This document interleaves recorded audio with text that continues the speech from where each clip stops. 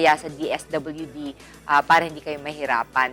At ngayon po may feature naman tayo dito sa Coconut House. Kilala ang Coconut House o coconut o nyug sa bansag na Tree of Life dahil sa dami ng maaaring gamitin para dito. Dito ay sa isang restaurant sa may Quezon Memorial Circle, matatagpuan ang iba't ibang luto ng coconut magmula sa pansit buko hanggang sa sorbetes.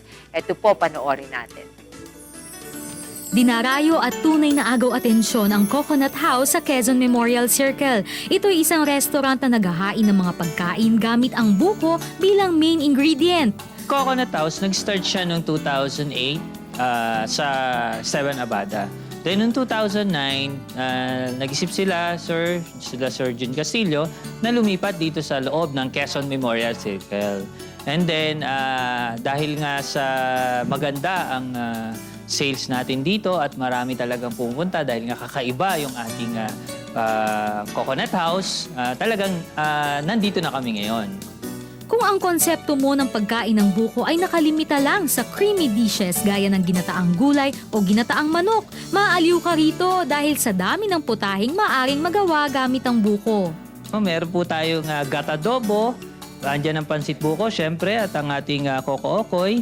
Meron po tayong banana and chips ng kamote chips. At meron po tayong pinausukang puso ng saging na kinahiligan ng lahat. At meron din tayong fried shrimp. At syempre, ginagamitan natin siya ng brown rice.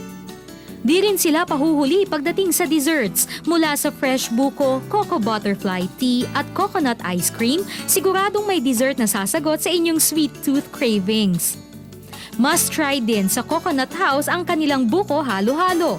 Ito yung sinasabi nga namin sa customer, ito yung klase ng halo-halo na hindi na kailangang haluin pa. Dahil nandun na mismo sa special ice mix niya yung sarap. Tikman natin. Kahit ako, hindi ako magsasawang tikman ito. Adhikain nilang isulong ang paggamit ng buko at pag-maximize sa potensyal nito. Nais din nilang iparating at ipromote ang healthy eating habits na maaaring makamit sa paggamit ng coconut.